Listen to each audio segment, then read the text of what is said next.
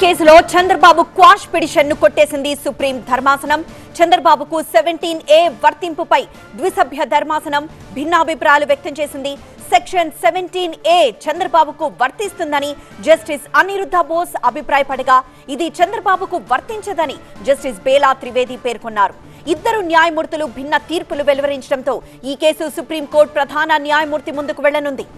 ఈ కేసు విషయంలో 17A వర్తిస్తుందని జస్టిస్ అనిరుద్ధ బోస్ అంటున్నారు. దీనిపై ముందుగా అనుమతి తీసుకోవాల్సి ఉంటుందని అన్నారు. ముందస్తు అనుమతి లేనప్పుడు తీసుకున్న చర్యలు చట్ట విరుద్ధమని అన్నారు. ఈ పరిస్థితుల్లో చంద్రబాబును అవినీతి నిరోధక చట్టంలోని పలు సెక్షన్ల కింద విచారణ చేయడం తగదన్నారు. అయితే రిమాండ్ ఆర్డర్ను క్వాష్ చేయడం కుదరదని మాత్రం తెలిపారు. ముందస్తు అనుమతి లేనంత మాత్రాన రిమాండ్ చెల్లుబాటు కాదు అని అనలేమని చెప్పారు. ఈ పరిస్థితుల్లో పిటిషన్ను డిస్పోజ్ చేస్తున్నట్లు జస్టిస్ అనిరుద్ధ బోస్ అన్నారు. ఇక మరో న్యాయమూర్తి జస్టిస్ బేలా త్రివేది అభిప్రాయాలు చంద్రబాబుకు అనుకూలంగా ఉన్నాయి.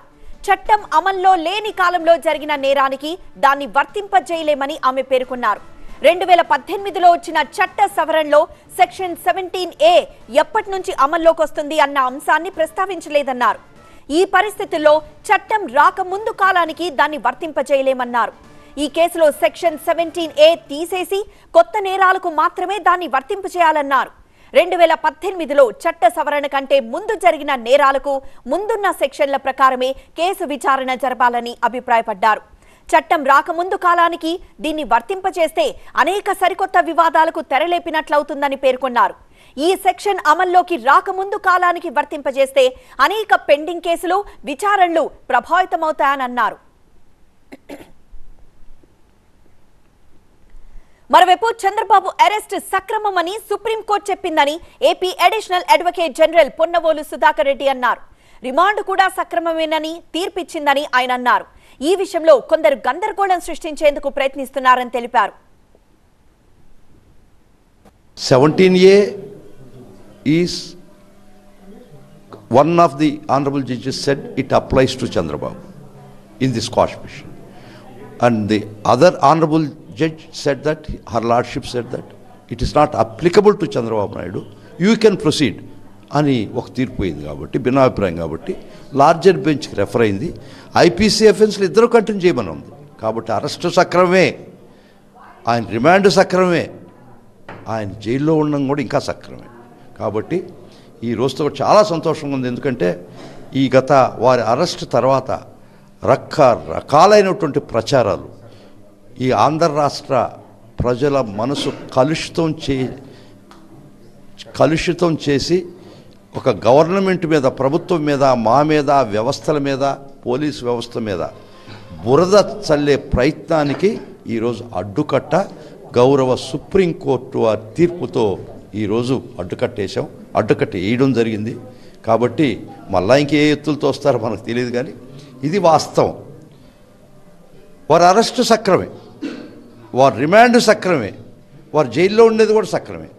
కాబట్టి 17A అప్లికబుల్ కాదా అవునా అని ఇద్దరు జడ్జిలు భిన్నాభిప్రాయాలు ఇచ్చారు. కాబట్టి అది లార్జర్ బెంచ్కి రెఫర్ అయింది. కానీ గౌరవ ఇద్దరు జడ్జిలు ఐపీసీ అఫెన్సెస్ కంటిన్యూ చేయమని కూడా ఇచ్చాం. ఇదండి. కాబట్టి ఈ రోజుతో కూడా వారి యొక్క దుష్ట ప్రచారానికి, దుర్మార్గమైన ప్రచారానికి, అబద్ధ ప్రచారానికి అడ్డుకట్టేయడం జరిగింది. సో అది స్కిల్ కేసులో చంద్రబాబు లాయర్లు మొదటి నుంచి లేవనెత్తుతోన్న ఒకే ఒక్క పాయింట్ 17A. ఈ సెక్షన్ ప్రకారం గవర్నర్ అనుమతి లేకుండా చంద్రబాబుపై కేసు పెట్టడం చెల్లదు అన్నారు వారు. కింది కోర్టు దగ్గర నుంచి సుప్రీం వరకు ఇదే వాదనలు వినిపించారు బాబు లాయర్లు. అయితే చంద్రబాబు అరెస్ట్ లో 17A వర్తించదు అంది సిఐడి. చట్టంలోకి సెక్షన్ రాకముందే, అంటే 2018లో నేరం జరిగింది కనుక చంద్రబాబుకి 17A వర్తించదని చెబుతోంది. కానీ 2021లో ఇచ్చిన కంప్లైంట్ తోనే FIR దాఖలైందని, అలానే కనీసం FIR లో పేరు కూడా లేకుండా బాబును అరెస్ట్ చేశారని బాబు లాయర్లు వాళ్ళు వాదిస్తూ వచ్చారు. గతేడాది అక్టోబర్లోనే తుది విచారణ జరిగిన తీర్పును ఈ రోజుకి వాయిదా వేసింది సుప్రీం. దీంతో అత్యున్నత ధర్మాసనం 17A పై ఇప్పుడు ఎలాంటి తీర్పు ఇవ్వబోతోంది అన్న ఉత్కంఠ ఇప్పటి వరకు నెలకొంది. కానీ ఒక్కసారిగా ద్విసభ్య ధర్మాసనం భిన్నాభిప్రాయాలు వ్యక్తం చేస్తూ తీర్పు ఇవ్వడంతో సందిగ్ధత నెలకొంది. సో చంద్రబాబు సుప్రీంకోర్టులో చంద్రబాబుకు ప్రస్తుతానికైతే ఊరట దక్కలేదు. సుప్రీంకోర్టు సీజే ముందుకు చంద్రబాబు కేసు వచ్చింది. అయితే భిన్న తీర్పులు ఇచ్చారు ద్విసభ్య ధర్మాసనంలోని ఇద్దరు జడ్జిలు.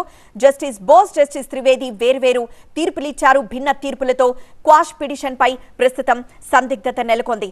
అయితే స్కిల్ కేసులో చంద్రబాబు క్వాష్ పిటిషన్ అయితే కొట్టివేశారు. క్వాష్ ను తోసిపుచ్చారు సుప్రీంకోర్టు ద్విసభ్య ధర్మాసనం.